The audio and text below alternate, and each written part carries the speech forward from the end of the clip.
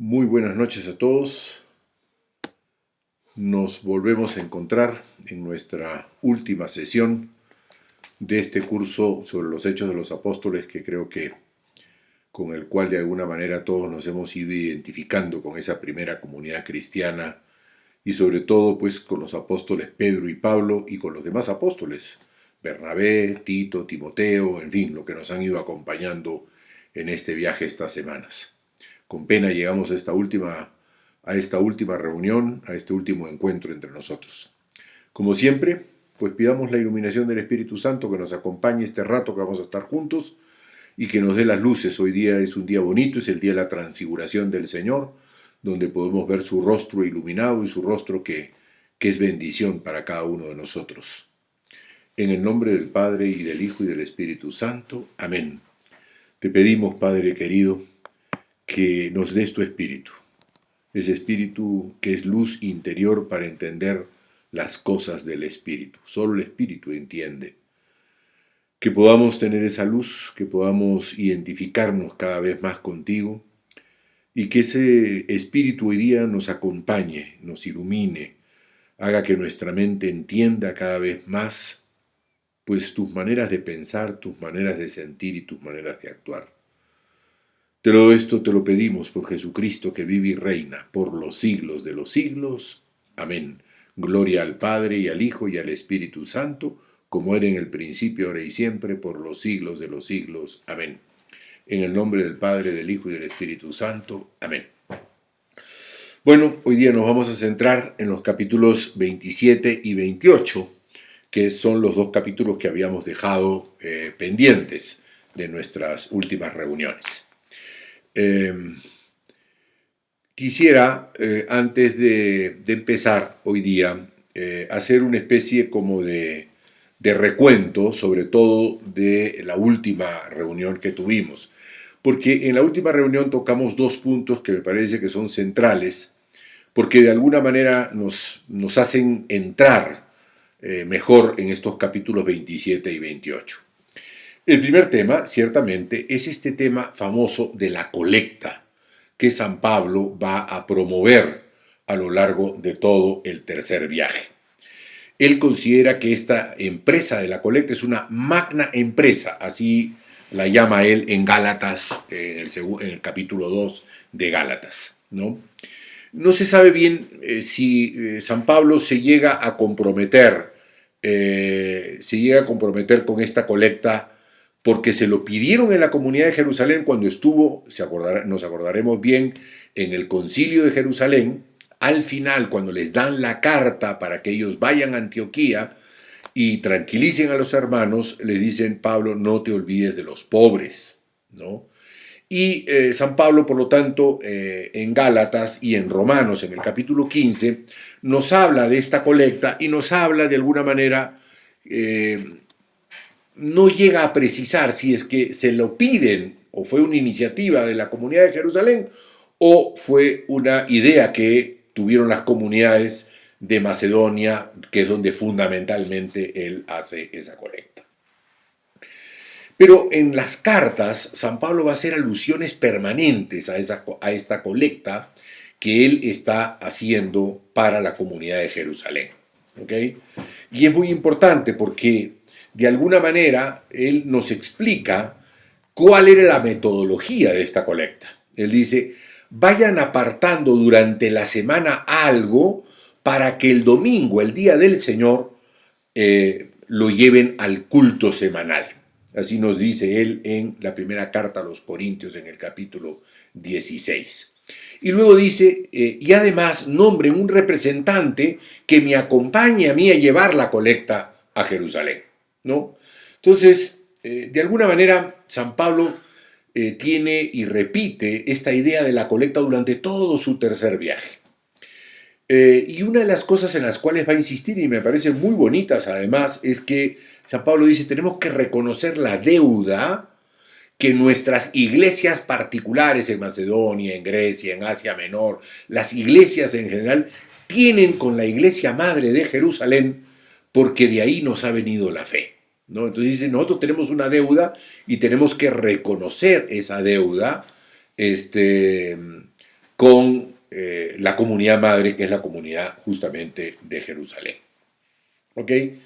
Él les recuerda además, se acordarán ustedes cuando está con Félix, el tribuno Félix, cuando lo toman preso y va a Cesarea, le recuerda a Félix que él ha venido a Jerusalén, que había estado pocos días y que lo que había sido era traer la colecta. Y Félix, recordemos que era un liberto, es decir, había sido un esclavo y se comportaba con instintos de esclavo, así dice el historiador, le pide plata a San Pablo, le pide plata, es decir, ¿tú quieres que te deje suelto? Paga. Como si, es decir, parecería como si él hubiera escuchado a San Pablo decir que había ido con la colecta y que todavía, o San Pablo se había quedado con la colecta o que tenía la plata y le estaba pidiendo dinero para poderlo liberar, ¿no? Otro de los temas que San Pablo dice con respecto a la colecta es, les pide oraciones a los cristianos, a los hermanos, para que esa colecta llegue a Jerusalén y sea aceptada por la comunidad de Jerusalén. Y uno dice, bueno, pero ¿cómo la comunidad de Jerusalén no va a aceptar la colecta?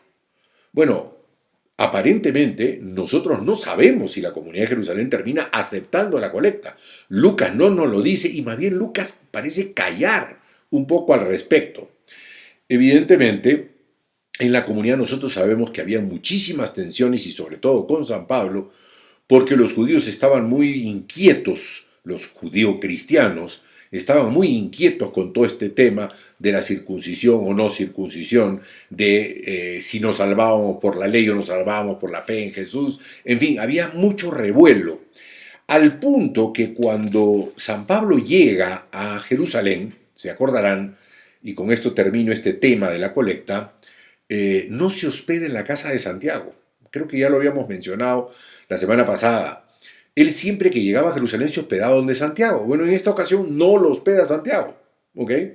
Lo hospedan donde un tal Nazón en las afueras de Jerusalén, además ni siquiera dentro de Jerusalén. Entonces hay tensiones y Santiago lo recibe con unos reproches, le dice, oye, aquí estás generando mucho revuelo, ten cuidado, anda al templo, paga por estos que han hecho el compromiso, el nacerato. O sea, hay toda una serie de tensiones ahí. Y no se sabe si la colecta se la terminan aceptando o no. Hay silencio absoluto de parte de Lucas, lo cual es muy extraño, porque Lucas, de alguna manera, ha estado en parte de ese tercer viaje y sabe perfectamente cómo San Pablo ha tenido este tema de la colecta como un tema central. El segundo tema, antes de entrar en los capítulos 27 y 28, es simplemente para recordar y situarnos nuevamente, es la prisión de San Pablo, ¿no? Sabemos que después de este tema que Santiago le hace ver a Pablo de que hay problemas y de que los mismos hermanos cristianos están en contra de él de alguna manera, San Pablo termina yendo al templo, le hace caso a Santiago y en el templo es donde se arma el lío. De alguna manera los judíos mienten porque dicen que él ha metido a Trófimo en el templo y cosa que no era cierto y se genera ahí un malestar y prácticamente casi lo linchan a San Pablo en el templo y sabemos lo que sucede. Pero ¿por qué traigo a colación este tema de la prisión de San Pablo? Porque quiero de alguna manera que repasemos un instante qué cosa es lo que Lucas pretende con contarnos con lujo de detalles, todo este asunto de la prisión de San Pablo y luego nos contará con lujo de detalles el viaje de la cautividad en los capítulos 27 y 28, como ustedes los han podido leer. ¿Qué es lo que Lucas tiene en mente? ¿Qué es lo que Lucas tiene en su corazón? Lucas tiene en mente un propósito muy claro. Él se refiere a todos los acontecimientos desde una óptica muy particular. Y la óptica es que de alguna manera él hace un paralelismo entre Jesús y los apóstoles. Ya lo ha hecho con respecto a Pedro, de manera simple, pero ya lo hizo, y ahora lo hace con respecto a San Pablo. Y los paralelismos que hace comienzan justamente con que tanto Jesús es apresado, y es apresado por motivación de los judíos, como San Pablo, que es apresado también por motivación de los judíos. Es decir, ambos viajes San Pablo, acordémonos que acaba de llegar a Jerusalén. El viaje de Jesús a Jerusalén es uno de los temas centrales en el Evangelio de Lucas. Lucas va haciendo que Jesús vaya subiendo a Jerusalén, porque es en Jerusalén donde él va a ser tomado preso, Jesús, y va a entregar la vida. En el caso de San Pablo lo hace subir a Jerusalén, o llega ciertamente Pablo a Jerusalén, pero Lucas va a iluminar esta llegada a Jerusalén con que Pablo es tomado preso igual que Jesús y que al final este tomado preso va a terminar en la muerte de Pablo. O sea, acá hay un paralelismo ciertamente con Jesús. Nos va a contar toda la pasión de Jesús y nos va a contar toda la pasión de San Pablo, todo lo que San Pablo va a sufrir, los cargos que se presentan contra él, de la misma manera como lo hace en el capítulo 23 de su Evangelio con respecto a Jesús. Otro tema de su paralelismo es que de la misma manera como el sumo sacerdote es el que va a manipular al gobernador romano, Pilato en el caso de Jesús, es el mismo sumo sacerdote el que también va a tratar de manipular al gobernador Félix y luego al gobernador Festo para que, aunque consideran que Lucas es inocente, lo terminen mandando al cadalso. De la misma manera como Pilato, que consideraba que Jesús era inocente, lo mandó crucificar. Entonces, de la misma manera como hace comparecer a Jesús ante el rey Herodes Antipas, lo hace comparecer a Pablo ante el rey Herodes Agripa II. Fíjense, se van dando cuenta cómo van los paralelismos que hace Lucas. Lo mismo vemos, Herodes considera que Jesús, no hay problema con Jesús, y lo devuelve a Pilato. Agripa le dice a Festo en la última conversación que veíamos la semana pasada, este señor es inocente. El problema es que, claro, ha apelado al César, no tenemos alternativa, tenemos que mandarlo al César, ¿no?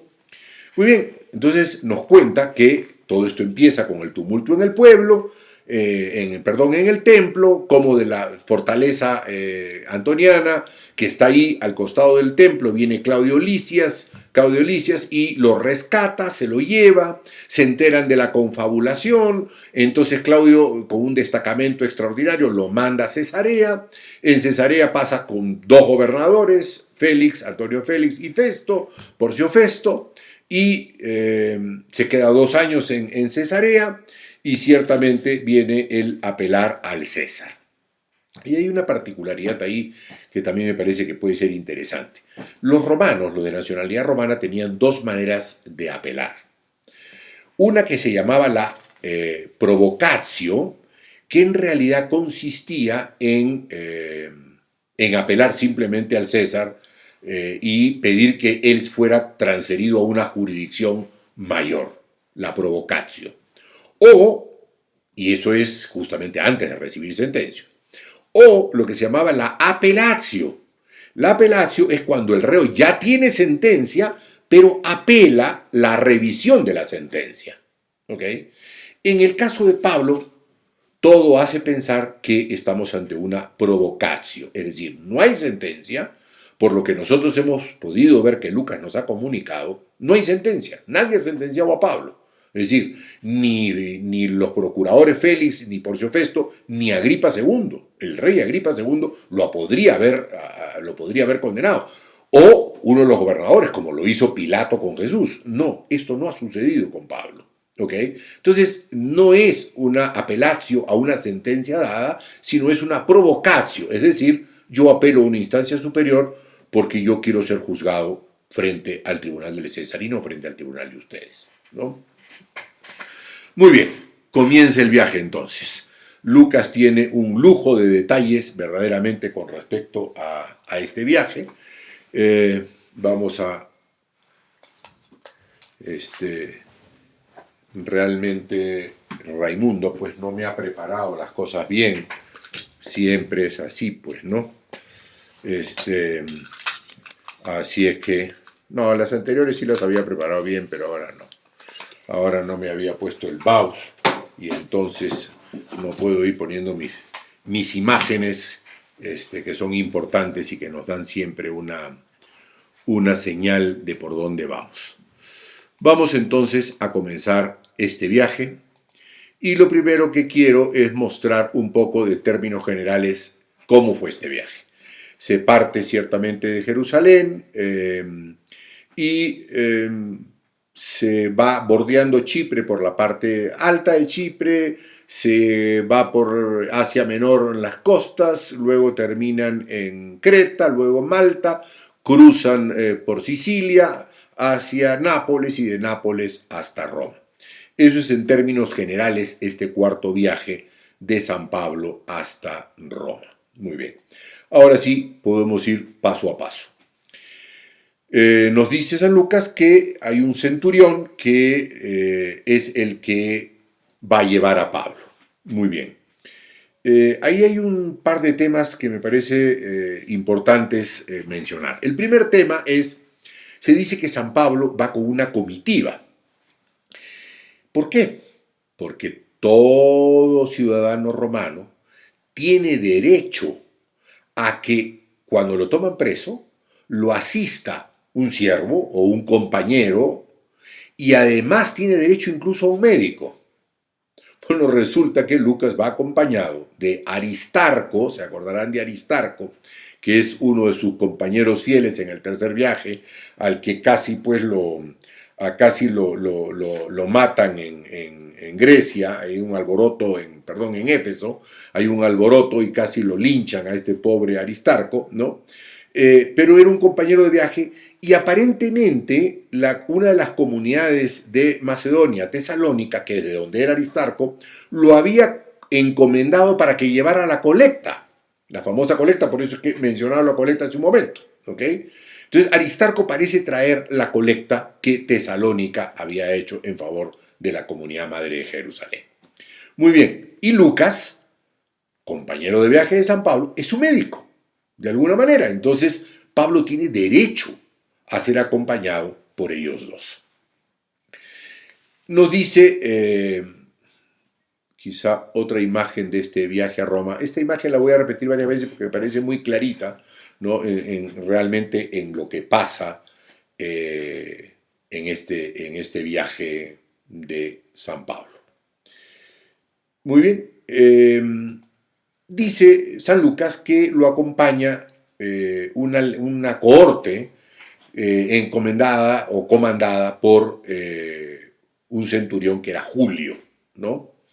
Entonces ahí creo que es importante entender qué cosa es una cohorte. Creo que de alguna manera lo hemos mencionado, pero aquí nosotros tenemos la diferencia entre lo que es la centuria, la cohorte y la legión, ¿ok? Entonces la cohorte ciertamente está comandada siempre, primero que es una compañía que está digamos, constituida por ciudadanos romanos. Eso es muy importante entenderlo, ¿ok? Y está bajo prefectos, lo que se llaman los prefectos. Aquí tenemos otra imagen de lo que es la cohorte.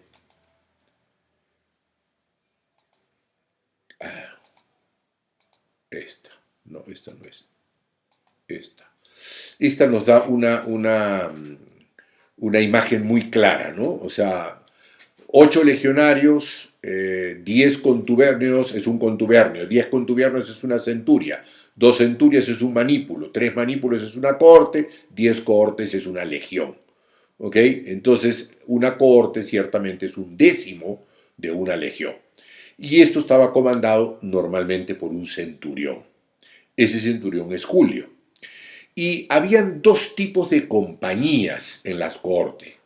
La compañía que se llamaba la compañía la italiana o la compañía que se llamaba la compañía la Augusta. La italiana, que era conformada por ciudadanos romanos sobre todo, era por ejemplo a la que pertenecía Cornelio. O sea, acordémonos de Cornelio, el que Pablo termina bautizando y catequizando. ¿Ok? La cohorte augusta podía ser constituida por ciudadanos de los lugares donde estaban los romanos, ¿no? y normalmente era una compañía que hacía de correo. Y dentro de las funciones del correo estaba llevar presos. Entonces, ciertamente la cohorte o la compañía que acompaña a Pablo y que Julio, el centurión, está llevando adelante, es una compañía que es la compañía Augusta. Muy bien. Dice San Lucas que Pablo va a partir en una nave que se dirige a Adramitio. Adramitio. ¿Dónde queda Adramitio? Fíjense en la parte alta de Turquía.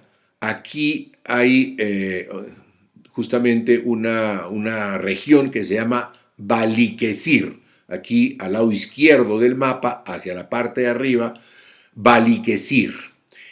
Al frente de Balıkesir, en el mar, está la isla de Lesbos, ¿ok? Adramito es el puerto de Balıkesir. Entonces, la nave se dirigía aquí, se dirigía a Balıkesir. Por eso es que, llegados a Mira, van a cambiar de nave, ciertamente, ¿no? Entonces, bueno, comienza el viaje, se suben a esta nave que se dirige a Adramito, y lo primero que hacen es tener una pequeña parada en Sidón, así nos dice San Lucas. Y en Sidón hay una particularidad porque dice que los hermanos atienden a San Pablo, se hacen cargo de San Pablo. No se nos dice por qué San Pablo necesita ayuda, pero es posible porque San Pablo haya tenido algún mal, alguna enfermedad, sea por el clima de la nave, sea por lo que fuere. Parece que San Pablo ciertamente no estaba bien de salud en ese momento. Esta nave va a subir, dejan Sidón y se van a dirigir hacia la parte baja de Turquía, donde está Mira, ¿no? Esa parte baja que es bordeando la isla de Chipre, han ido por la costa, han ido subiendo, han pasado a Antioquía, ya lo hemos visto varias veces en el mapa Antioquía, han bordeado, han pasado casi toda la costa baja de Turquía y han bordeado y han llegado hasta Mira. Al llegar a Mira, que es esa costa del Asia Menor, justamente, de la costa de Licia, que es Mira, ¿no? Cambian de barco. Así dice San Lucas, nos informa que han cambiado de barco. Y que luego comienza una navegación muy lenta, muy lenta, porque el viento era muy contrario, ¿no? Y una vez más podemos volver a ver este mapita que me parece interesante, fíjense que de Mira a Nido se demoran 15 días, pasando por la parte norte de Rodas, ¿no? Llegan hasta Nido, ya habían cambiado de nave y llegan hasta Nido, ¿ok? Sí, y ciertamente se demoran muchísimo en llegar ahí. Inmediatamente después parten de Nido y con mucha dificultad dice que llegan a la isla de Creta. ¿Ok? Llegan a la isla de Creta, a un lugar que se llama Buenos Puertos o Bellos Puertos. ¿Ok? Pasan por la Sea y llegan a este puerto que se llama Bellos Puertos. No sé que van a quedar mucho tiempo ahí, se dan cuenta, todo lo hemos leído, que si los agarra el invierno ahí van a tener problemas y quieren dirigirse hacia Fenicia, la parte más alta de Creta.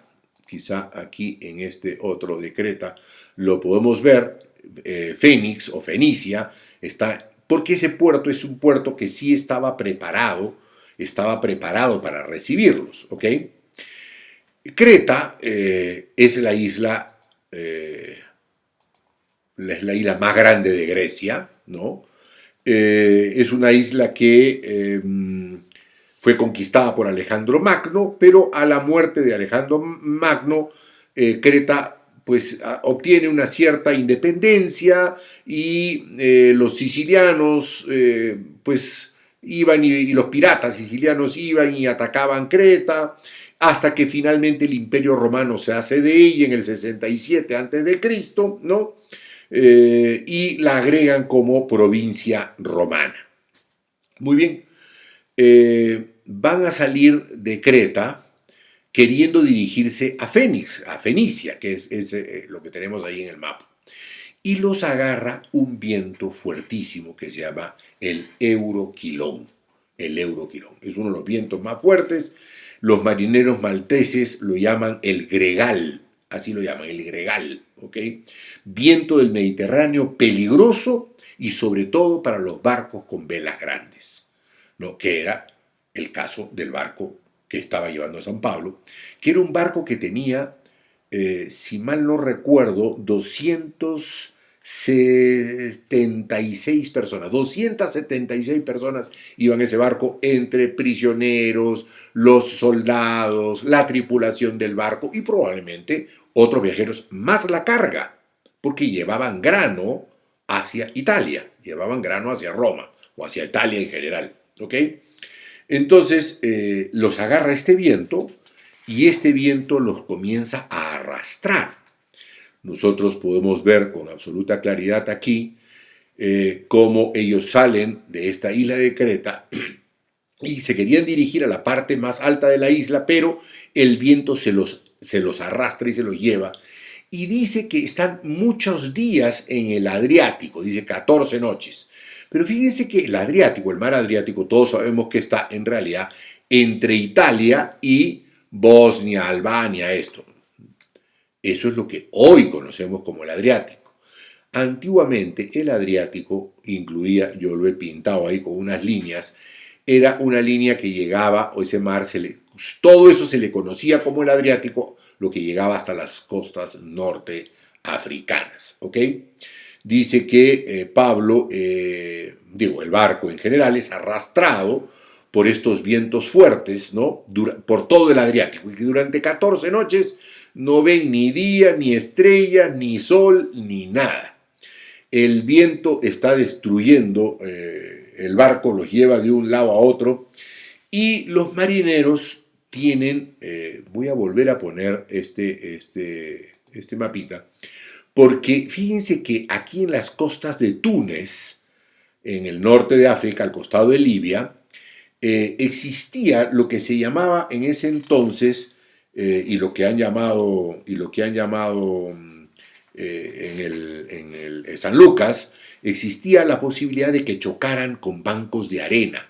Y eran muy conocidos los bancos de arena ahí pegados a Túnez, ¿ok?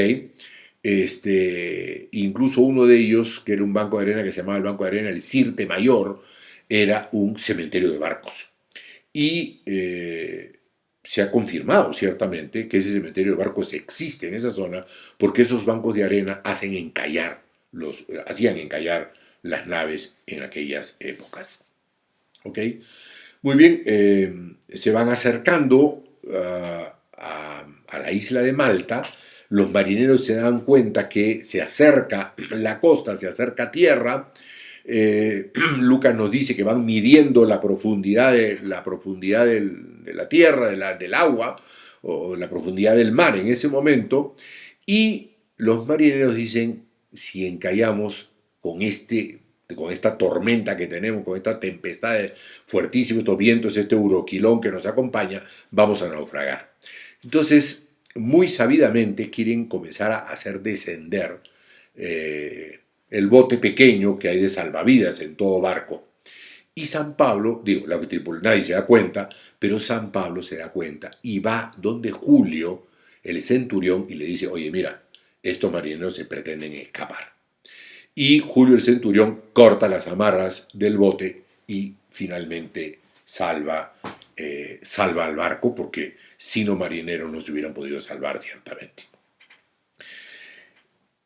Y uno se puede hacer una pregunta. Si Lucas de alguna manera les había dicho, porque ya se los había dicho, que nadie iba a morir, porque un ángel en la noche le había comunicado a él de parte de Dios que nadie iba a morir, que el barco se iba a destruir, pero que nadie iba a morir, ¿por qué San Pablo va donde el centurión? O sea, San Pablo ha debido confiar en Dios y decir, bueno, Dios a mí me ha dicho que nadie va a morir, así que ¿cuál es el problema? Y aquí viene una sentencia que me encontré con ella que me pareció muy, muy interesante. Dice, hay quienes creen que porque hay promesas o Dios nos da promesas, nosotros los creyentes tenemos que esperar que éstas se cumplan. Pero no nos damos cuenta que si no actuamos, no se cumplirán. Y sigue diciendo la sentencia, el Señor nos promete bendecirnos con el pan de cada día, pero si no trabajamos, moriremos de hambre. Hay que trabajar y el Señor nos va a bendecir con el pan. Hay que actuar y el Señor cumplirá su promesa. Esa es la razón por la cual Pablo actúa. Y es la razón por la cual siempre tenemos que actuar. Siempre tenemos que actuar. Confiando en el Señor y confiando en que el Señor está con nosotros, ciertamente, pero actuando. Creo que alguna vez hemos dicho, con los remos y con las velas. Con los remos, que es el esfuerzo humano, con las velas, que es la gracia y la acción de Dios, que no puede caer en saco roto. Y San Pablo lo tiene clarísimo, y San Pablo nos enseña que esa es la manera como nosotros tenemos siempre que actuar. Finalmente, estamos terminando el capítulo 27, llega el día, ¿no? Llega ya el día, hay luz, ¿no? Y Pablo inmediatamente los invita a comer.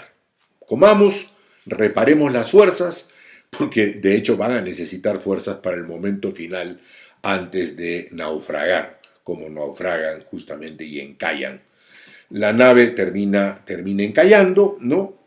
Y encallan en justamente la isla de Malta, ¿no?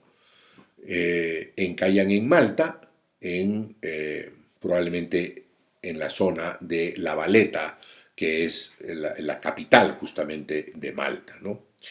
Se nos dice que en Malta van a estar 3 meses, todos se han salvado, ¿no? Van a estar 3 meses en la isla de Malta y ocurren ahí 2 episodios, ahí tenemos la isla también, y ocurren 2 episodios en la isla. La primera es que los naturales de la isla los acogen, ¿no?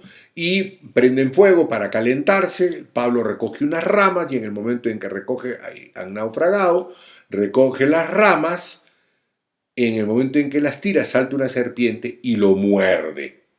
Los naturales dicen, realmente algo ha hecho contra Dios, porque fíjense que se salva del naufragio, pero ahora lo muerde esta serpiente y esta serpiente lo va a terminar matando.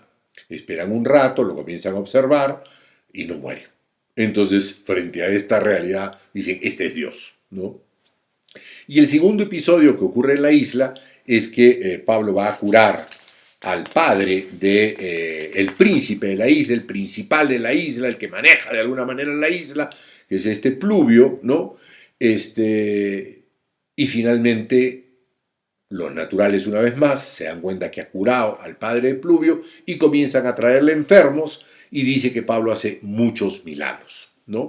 Se quedan 3 meses en la isla y después de estos 3 meses los naturales le dan todo lo necesario para el viaje, pasa una nave justamente que se dirige a Italia y es una nave que muy probablemente es muy parecida a esta, ¿ok?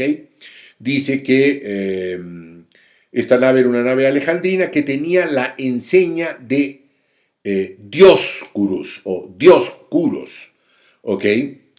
Este Dioscuros es o son los hijos de Zeus, justamente, ¿ok? Los hijos de Zeus que son Castor y Pólux, que son 2 mellizos, ¿no? Hijos de Zeus, y que ahí están los mismos 2 mellizos, Castor y Pólux, que son los que, a los cuales está dedicado este barco que los lleva desde Malta, ahí vemos Malta, hasta Siracusa, hasta Siracusa. ¿Ok? Eh, Vamos a ver aquí. Finalmente, vamos a ver que de Siracusa, en la parte baja de Sicilia, van a cruzar por ese estrecho entre Sicilia y la punta de la bota de Italia y se van a dirigir hacia Nápoles y llegan al puerto de Pozzuoli, que es el puerto de Nápoles. ¿Ok? Llegan hasta ahí.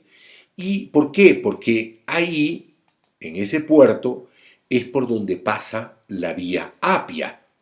Los romanos habían entendido la importancia justamente de los caminos en su imperio, en el imperio romano. Y la vía Apia pues era el paradigma de todos los caminos romanos.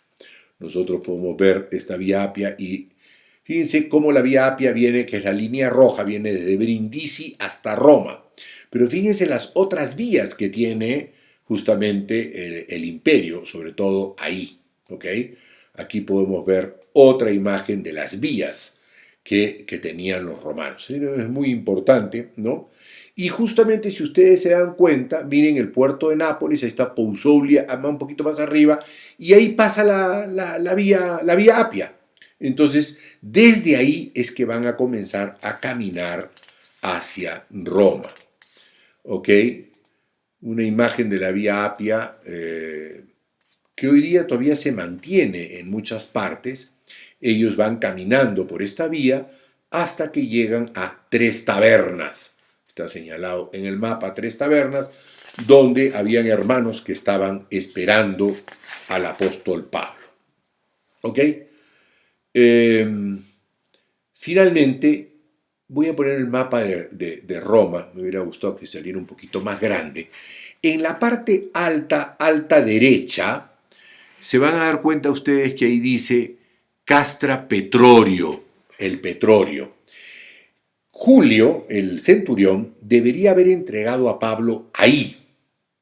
¿Ok? El jefe del pretorio era un tal Afranio Burro, que fue jefe hasta el año 62. ¿Ok? Hasta el año 62. Por lo cual nos da una fecha de llegada de Pablo antes de la primavera del 62, o sea, antes de marzo, junio, julio del 62. Muchos historiadores hablan de que Pablo en realidad llegó en el segundo semestre del año 61 y más o menos dan las fechas. Fíjense, el tercer viaje dura hasta el año 58, ¿ok? Hasta el año 58. De ahí lo toman preso en Jerusalén a los pocos días de llegar, ¿no? Y lo mandan a Cesarea y en Cesarea se está 2 años. Estamos en el año 60. Podríamos contar de la manera como cuentan los romanos probablemente, pero más o menos estamos en el 58, estamos en el 60. Todo el viaje ha durado entre 6 y 9 meses. ¿Ok? Solamente en Malta han estado 3 meses, 15 días entre Mira y Nido, o sea, más o menos han demorado entre 6 meses y 9 meses. Por lo tanto, si vamos sumando, estamos en el 60, más 9 meses más, estamos ya en el 61. ¿Ok? Pablo llega a Roma el año 61. Y ahí es entregado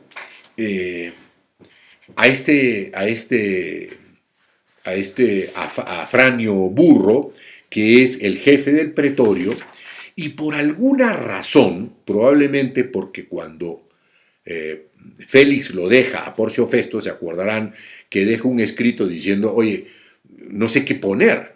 Porcio Festo otra vez vuelve con lo mismo, está con Herodes Agripa II y le dice, rey, ¿qué le ponemos al César? O sea, ¿por qué lo mandamos a Roma? Es decir, probablemente la carta con la cual va Pablo es una carta donde lo exculpa, o sea, donde le dice, no hay cargo contra él, ¿ok?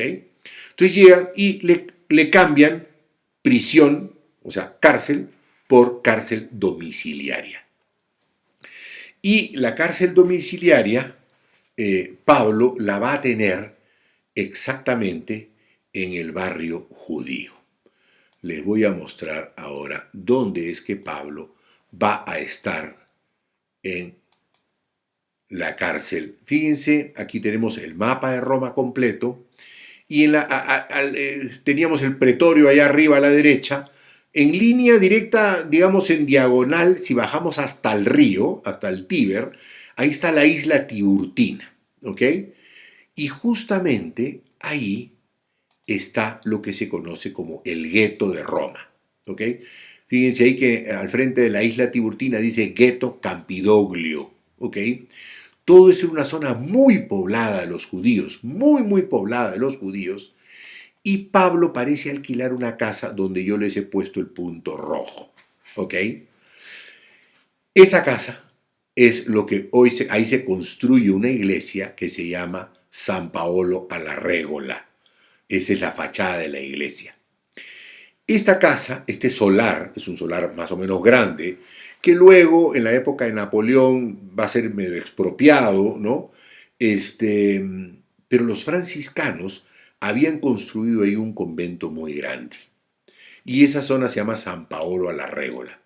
Les quiero contar una cosa que es muy, pero muy simpática.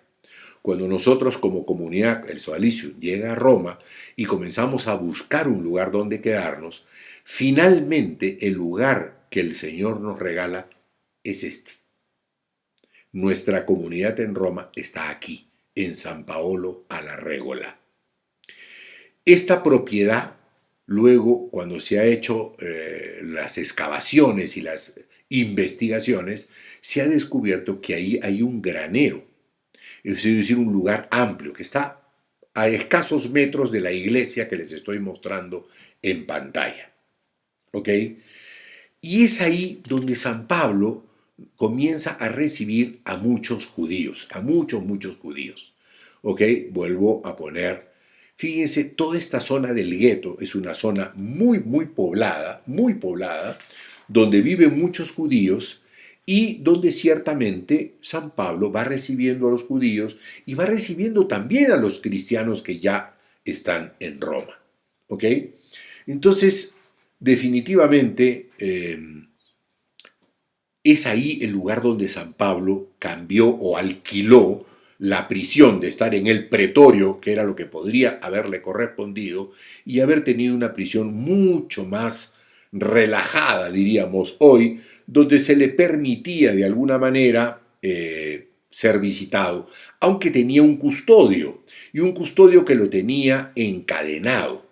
Dice, la manera como tú cambiabas la prisión por domicilio o prisión domiciliaria era que te ponían una cadena en el brazo derecho y la cadena a su vez estaba amarrada o puesta en el brazo izquierdo del soldado que te cuidaba o que de alguna manera tenía que velar porque tú no te pudieras escapar.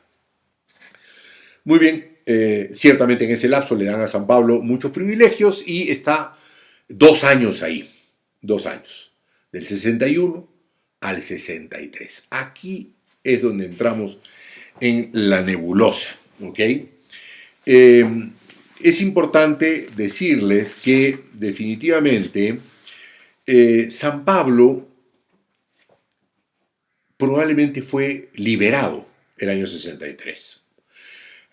No hay una uniformidad en los exégetas y en los historiadores sobre qué pasó después del año 63. ¿Nerón lo mata el año 63 o, como la tradición dice, San Pablo muere el año 67? ¿Ok? Pero ¿qué pasa? Según un edicto de Nerón, que se ha encontrado unos pergaminos justamente, un acusado no podía estar en prisión más de 1 año y medio sin tener sentencia y sin ser condenado. ¿Ok? Una vez más, los judíos de Jerusalén tendrían que haber ido a Roma y presentar denuncias contra San Pablo. Parece que no lo hicieron. Parece que no lo hicieron. Entonces, la acusación cae simplemente, se desvanece y cae, y San Pablo es aparentemente liberado. ¿Ok? Después de estos 2 años de prisión, aparentemente Pablo es absuelto. Es absuelto. Y ahora, ¿qué ocurre con San Pablo? De entre el año 63 y el año 67, que la tradición dice que muere, son 4 años más o menos, 3 años y algo. ¿Qué ocurrió con San Pablo? Fíjense lo que dice Eusebio de Cesarea. Eusebio de Cesarea es un historiador muy importante y muy famoso. Aquí se los voy a mostrar en pantalla a Eusebio, ¿no? Muy famoso, que dice lo siguiente acerca de este tema, sobre el cual no hay un acuerdo total. Dice lo siguiente. Les decía que Eusebio es un historiador del año 200 y que es el que hace toda la historia de la comunidad cristiana de aquella época. Y dice lo siguiente. Después de defender su causa, o sea, parece que San Pablo ciertamente tiene que ir al César, la acusación no es sólida, los judíos parecen no haber ido, pero él igual tiene que presentar su postulatio, ¿no? Entonces dice Eusebio, después de defender su causa, el apóstol salió de nuevo de Roma para el ministerio de la predicación. Volvió luego por segunda vez a la misma ciudad y fue consumado por el martirio. No pone fechas, pero dice, fue liberado y luego va a volver y va a ser martirizado. Fue entonces, estando de nuevo encadenado, que compuso la segunda carta a Timoteo, en la que habla a la vez de su primera defensa y de su consumación inminente. Y sigue diciendo Eusebio, citando a la segunda carta de Timoteo. Hacemos observar que el martirio de Pablo no tuvo lugar durante la estancia en Roma que Lucas describe, porque el Evangelio de Lucas va a terminar con esta estancia en Roma, ¿ok? Entonces dice, no es esta la estancia que Lucas describe, no es la estancia donde él va a ser muerto, ¿ok? Por otra parte, es muy probable que al comienzo de su reinado, Nerón fuera más clemente, dice Eusebio, y recibiera fácilmente la defensa de Pablo en favor de su doctrina. Pero después del año 64, donde Nerón incendia Roma, comienza de verdad la persecución más seria contra los cristianos. Entonces, no es lógico pensar que después del 64, Nerón lo perdonara a Pablo. Por lo tanto, Pablo tendría que haber ya salido de Roma antes del incendio de Roma y la persecución dramática de los cristianos por parte de Nerón. Entonces, Pablo ha salido de Roma al final del 63. Del 61 al 63 estaba en Roma, ese año y medio, casi 2 años, lo liberan y se va. ¿Ok? Eso es lo que sostiene Eusebio. Clemente Romano, que es el tercer papa, Clemente Romano nace el año 35, es decir, 2 años después de que Cristo ha muerto. ¿Ok? Acá tenemos a Clemente Romano. Este San Clemente, el tercer papa de la Iglesia Católica, ¿no? Ahí lo vemos. ¿Y qué dice Clemente? Dice, después de que Pablo ha enseñado la justicia al mundo entero, y aquí está la clave, y de haber alcanzado los confines de Occidente, Finisterre, ¿no? Dio testimonio ante los gobernantes. Así es como dejó el mundo y se fue a la morada de la santidad como ilustre modelo de constancia. Así dice Clemente Romano, el tercer papa. Tanto Eusebio como Clemente, aparentemente estarían de acuerdo con que Pablo no muere en su primera estancia en Roma, sino que hay 2 estancias en Roma. La primera del 61 al 63 y la segunda 66-67. ¿Ok? ¿Qué hace Pablo el 64, 65, 66? ¿Dónde está? Todo hace indicar que Pablo va a España, que era su sueño adorado, y que era justamente el extremo del imperio, ¿ok? Justamente aquí les voy a mostrar dónde está mi mapa de España, aquí. Así se dividía España en el imperio romano. ¿Ok? En el año 27 a.C., Octavio Augusto, el emperador de aquella época, divide España en estas tres provincias. ¿Ok? Esto era lo que se conocía como el extremo. Hemos escuchado a Clemente Romano, que ha dicho, después de haber alcanzado los confines de Occidente. Los confines de Occidente era España. Los confines del Imperio Romano de Occidente. ¿Ok? Entonces, parecería que todos nos dicen que Pablo se va a España. Pero además de irse a España, también vuelve sobre las iglesias que él había evangelizado, tanto en Macedonia, en Grecia, como en el norte de Turquía, es decir, donde están las 7 iglesias del Apocalipsis, desde Éfeso hacia arriba, Esmirna, etcétera, ¿no? Y Troade, donde Pablo había, Troas o Troade, donde Pablo había estado. Si nosotros volvemos de alguna manera al mapa que teníamos de Turquía, Troas está, fíjense, donde estaba Lesbos, ¿se acuerdan aquí? Balikesir, donde estaba Adramitio, ¿no? Donde se dirigía esa nave. Troas está aquí arriba, donde dice Canacale. Ahí estaba Troas. Ahí es donde dicen que van a tomar preso a Pablo, ¿ok? En Troas. ¿Por qué hago todo este excursus?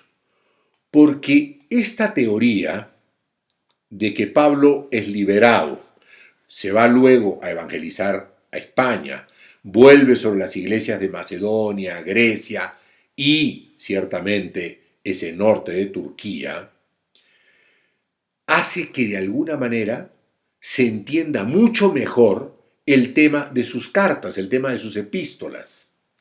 Los exégetas dividen las epístolas en dos. Lo que llaman las epístolas auténticas o las proto-paulinas, se le llaman, ¿no? O las epístolas, el corpus de las epístolas deuteropaulinas, es decir, las que no se tiene la absoluta certeza que las haya escrito Pablo y que las podría haber escrito un discípulo de San Pablo. ¿Ok? Sin embargo, si nosotros aceptamos que Pablo tuvo una primera liberación de Roma y luego vuelve sobre las iglesias de Macedonia, Grecia y el norte de Turquía, se entiende muchísimo mejor que las epístolas, el segundo corpus de epístolas de San Pablo, sí fueron escritas por él. ¿Ok? Porque ahí es donde menciona muchas cosas que comulgan con la idea de que Pablo ha estado ciertamente años paseándose y predicando al Señor nuevamente. Finalmente, cuando estalla la persecución de Nerón en el año 64, comienza la persecución contra los cristianos y bueno, Pablo era ciertamente un objetivo. Pablo está predicando en el Imperio Romano, porque Turquía de hoy formaba parte del imperio, y la tradición dice que es en Troas, donde les mostré en el norte de Turquía, donde lo vuelven a tomar preso, donde cae preso San Pablo, y finalmente ahí lo llevan a bueno, es condenado, y de ahí tienen 10 días entre la condena y la ejecución de la condena, hay 10 días. Y a un ciudadano romano no se le tortura ni se le hacen esas cosas, simplemente se le decapita. Y por eso es que lo llevan a el lugar que se llama, a las afueras de Roma, el lugar que se llama Tre Fontane, las Tres Fuentes, que es donde hoy día hay un monasterio benedictino, me parece, cisterciense, ¿no? Y donde la tradición cuenta que ahí decapitan a San Pablo y que en el momento en que cae la cabeza de San Pablo, dice que da 3 botes en el piso la cabeza de San Pablo y que en cada uno de esos botes la cabeza genera una fuente de agua, ¿ok? San Pablo es decapitado en el año 67 y entrega la vida, derrama su sangre como él mismo lo anuncia en una de sus cartas, donde dice: estoy a punto de derramar mi sangre en sacrificio, ¿no? Dice: el momento de mi partida es inminente, he peleado el noble combate, he alcanzado la meta, he guardado la fe. Por lo demás me está reservada la merecida corona que el Señor, el justo juez, me entregará aquel día, y no solo a mí, sino también a todos los que han deseado con amor su venida. Este testamento de San Pablo me parece extraordinario, realmente. O sea, verdaderamente San Pablo nos hace caer en cuenta del amor inmenso que le tiene a Jesucristo. Y por eso es que yo he puesto esta imagen final aquí de un Pablo y un Pedro cercanos a Jesús, con el corazón puesto en el corazón de Jesús, y por el cual ambos han entregado la vida, como nosotros también tenemos que entregarla por Jesús. Creo que la lección que hemos tenido al recorrer toda la vida de la primera comunidad cristiana, y sobre todo la vida de Pedro y la vida de Pablo, que Lucas nos ha graficado tan extraordinariamente, no podemos sino crecer en el amor al Señor. El Espíritu Santo es el que verdaderamente ha generado todo eso.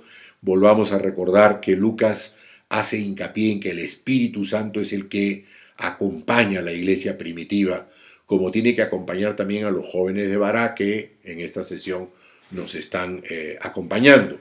El Espíritu Santo tiene que acompañarlos, como nos tiene que acompañar a todos, ¿ok?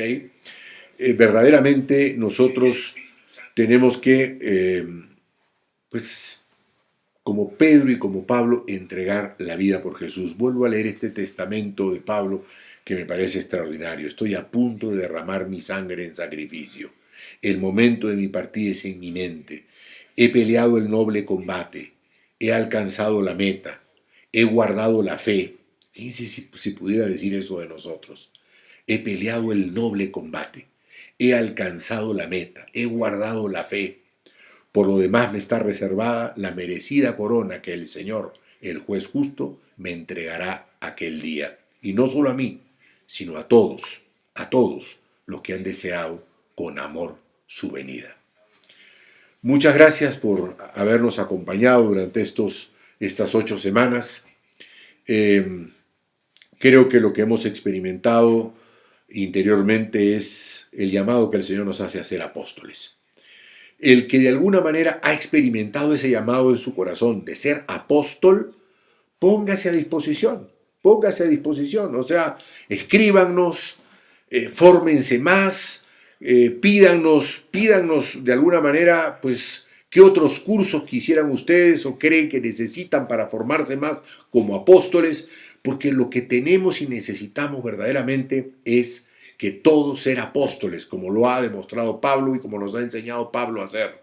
Entonces, si hemos tenido la experiencia o el ardor interior de querer ser apóstoles, pues demos el siguiente paso, no nos quedemos ahí, no tengamos miedo, sigamos formándonos, sigamos pidiendo pues cursos para formarnos y seamos apóstoles de verdad, porque el mundo necesita hoy de apóstoles como lo ha sido Pablo y como lo ha sido Pedro, necesita de apóstoles como han sido los demás apóstoles de Jesús y como a lo largo de 2000 años han sido tantos y tantos y tantos, miles de hombres y mujeres comprometidos con el Evangelio y comprometidos con Jesús y con un amor inmenso por el Señor, entregándole la vida hasta el extremo. ¿Ok? Ya les iremos avisando de nuevos cursos, los cursos que incluso ustedes crean que necesiten y nos pidan, y lo que se les ofreció al principio de estas 8 semanas, que era este certificado, se les hará llegar a los que han sido pues juiciositos y han asistido la próxima semana, como se tenía dicho. Si tienen alguna pregunta, pues antes de despedirnos con pena, pero también con alegría en el corazón por lo que han sido estas 8 semanas, pues dispuesto a contestar las preguntas. Padre, ¿San Pablo visitó a la Virgen en Éfeso? Tú no estuviste en la primera reunión, no hay certificado para ti. Dijimos que era muy probable que Pablo hubiera visitado a la Virgen y Lucas hubiera visitado a la Virgen, de Pablo no se sabe, pero también se supone, y algunos dicen, que Pablo visitó a la Virgen o estuvo con la Virgen y la conoció en uno de sus correrías. No sabemos cuándo la Virgen murió, sabemos que San Juan sí vivía y que San Juan probablemente estaba entre Patmos y Éfeso cuando Pablo estaba dando vuelta por ahí, ¿no?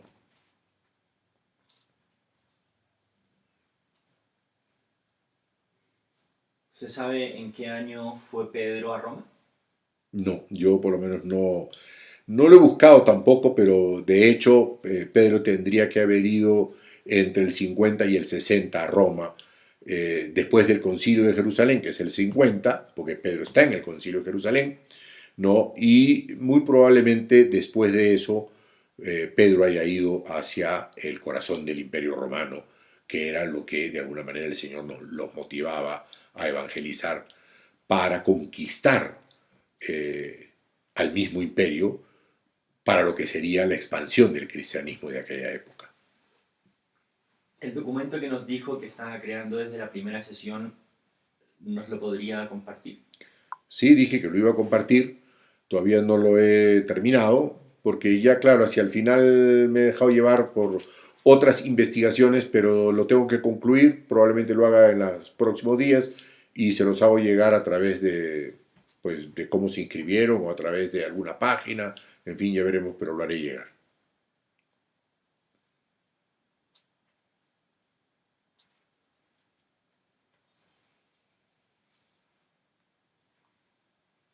¿Alguna otra pregunta entonces tenemos?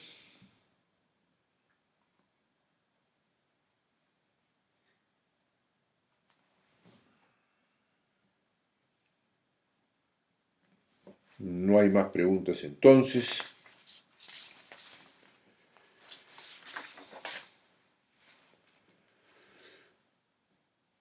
Una más, dice Raimundo. En la sesión anterior dijiste que nuestra meta no era alcanzar la felicidad, sino alcanzar a Cristo. ¿Puedes ahondar un poco más en esto, por favor? Sí, a veces se dice pues que el objetivo en la vida es ser felices, ¿no? Y no necesariamente uno tiene que ser feliz. Uno lo que tiene es que ser santo. Claro, alguno me podrá decir, bueno, pero es que si soy santo soy feliz. Sí, en una medida sí, pero también puedo ser un santo sufrido, profundamente sufrido. Que ese sufrimiento en Cristo me va a traer la felicidad, sí, la felicidad eterna, pero no necesariamente la felicidad aquí, aunque a nosotros se nos ha ofrecido la felicidad en la tierra y en el cielo. Acuérdense, el que deje padre, madre, hijos por el Evangelio recibirá aquí el 100 por 1 y la vida eterna. Entonces, de alguna manera se nos ofrece el que nosotros podamos encontrarnos con Cristo, la santidad, y que de alguna manera la santidad es sinónimo de la felicidad en Jesucristo, pero no es la felicidad del mundo, ¿ok? Entonces, ciertamente yo más me refería a esa felicidad del mundo, ¿no? Nosotros no estamos llamados a ser felices con la felicidad del mundo, estamos llamados a la santidad, estamos llamados a entrelazarnos con Cristo, como nos lo muestra Pablo claramente con su vida, y por lo tanto a tener una felicidad que va más allá de lo humano.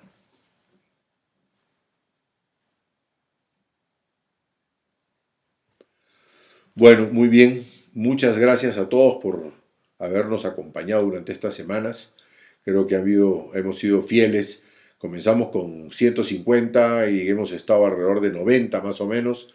Creo que de alguna manera hemos sido bastante fieles. Y bueno, ya vendrán nuevas épocas. Yo les ofrecí ese curso famoso de toda la presencia de Jesús en el Antiguo Testamento. Me comprometo a irlo preparando y en Cuaresma tenerlo, porque creo que la Cuaresma puede ser un tiempo privilegiado como para tener ese curso. ¿Cuántas sesiones serán? No lo sé, pero en fin, ya veremos de acuerdo a lo que vaya preparando. Bueno, la bendición de Dios Todopoderoso, Padre, Hijo y Espíritu Santo, descienda sobre ustedes y permanezca para siempre. Amén. Muchas gracias por su compañía, por haber estado juntos durante estas 8 semanas y que el Señor los acompañe y los bendiga en todo momento.